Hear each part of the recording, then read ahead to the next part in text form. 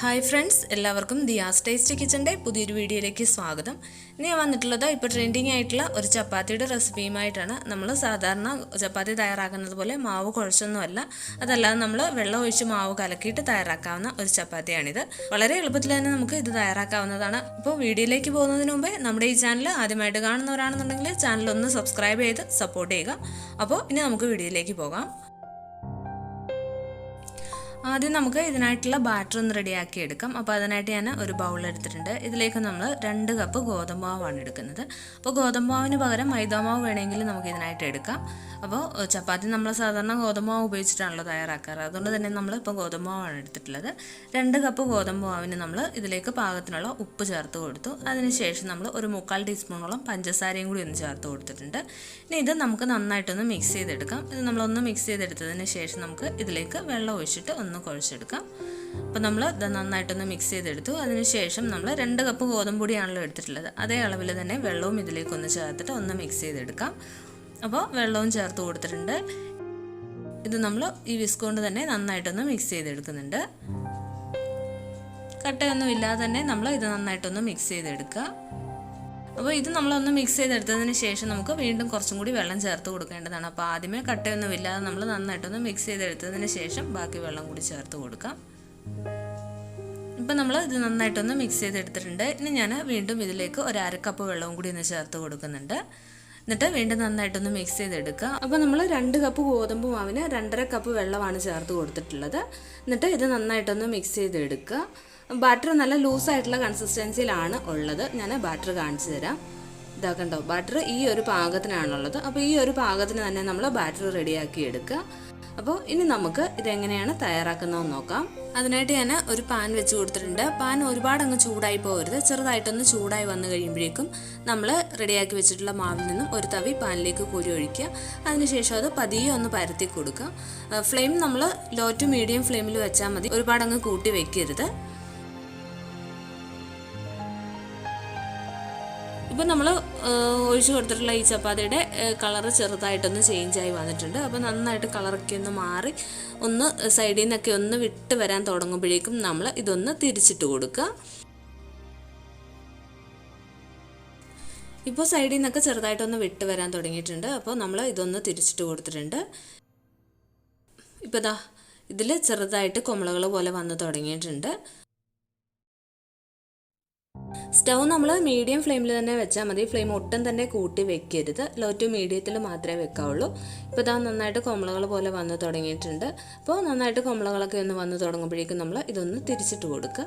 അങ്ങനെ 2-3 തവണ തിരിച്ചു മറിച്ച് വിട്ട് വേണം ഇതൊന്ന് കുക്ക് ചെയ്തെടുക്കാൻ.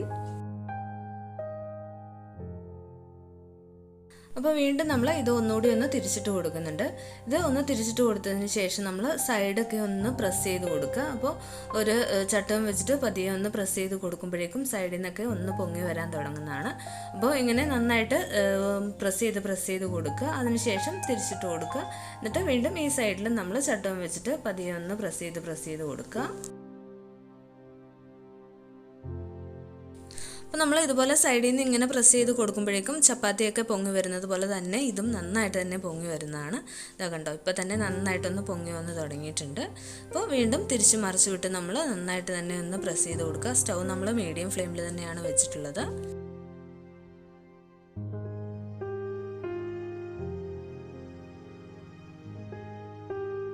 അപ്പോൾ ഇത് ചപ്പാത്തിയുടെ ഇതുപോലെ തന്നെ നന്നായിട്ട് കുക്കായി റെഡിയായി വന്നിട്ടുണ്ട്. 2 സൈഡ് നന്നായിട്ട് തന്നെ ഒന്ന് പൊങ്ങിയൊക്കെ വന്നിട്ടുണ്ട്. അപ്പോൾ ദാ ഇത്രയേ ഉള്ളൂ, നമ്മുടെ ചപ്പാത്തി ഇവിടെ റെഡി ആയിട്ടുണ്ട്. ഇതിൽ നമ്മൾ ഒട്ടും ഓയിലൊന്നും ചേർത്തിട്ടില്ല. വളരെ സിമ്പിളായിട്ട് നമുക്ക് തയ്യാറാക്കി എടുക്കാവുന്നതാണ്. അപ്പോൾ നമുക്ക് അടുത്തത് തയ്യാറാക്കുമ്പോൾ നമ്മൾ ഫ്ലെയിം വീണ്ടും ഏറ്റവും ലോ ഫ്ലെയിമിൽ തന്നെ വെക്കണം. കാരണം പാനിന് ഓൾറെഡി നല്ല ചൂടുണ്ടാവും. അതുകൊണ്ട് തന്നെ നമ്മൾ ഫ്ലെയിം ഏറ്റവും ലോ ആക്കി വെച്ചതിന് ശേഷം മാത്രമേ ബാറ്റർ ഒഴിച്ചു കൊടുക്കാവുള്ളൂ. അതിനുശേഷം ബാറ്റർ പാനിൽ നിന്നും ഒന്ന് വിട്ട് വരുന്ന ആ ഒരു പാകം ആകുമ്പോഴേക്കും നമ്മൾ ഇതൊന്ന് തിരിച്ചിട്ട് കൊടുക്കുക. അതിനുശേഷം നമ്മൾ ഫ്ലെയിം ഒരു മീഡിയം ഫ്ലെയിമിലാക്കി വെക്കുക. പിന്നെ ഇതിന് മുകളിലായിട്ട് കുമിളകൾ പോലെ ഒന്ന് വന്ന് തുടങ്ങുമ്പോഴേക്കും തിരിച്ചിട്ട് കൊടുക്കുക. അങ്ങനെ തിരിച്ചു മറിച്ചു വിട്ട് ഇതും കുക്ക് ചെയ്തെടുക്കുക.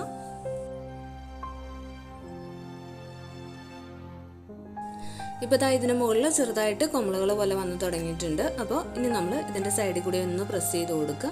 അതിനുശേഷം നമുക്ക് ഇതൊന്ന് തിരിച്ചിട്ട് കൊടുക്കാം. അപ്പോൾ തിരിച്ചിട്ട് കൊടുത്തതിന് ശേഷം നമ്മൾ ഇതൊന്ന് സൈഡിൽ കൂടെയൊക്കെ ഒന്ന് പ്രസ് ചെയ്ത് കൊടുക്കുക. അപ്പോഴേക്കും നന്നായിട്ട് കുമ്പളകൾ പോലെ ചപ്പാത്തിയൊക്കെ നന്നായിട്ടൊന്ന് പൊങ്ങി വരും.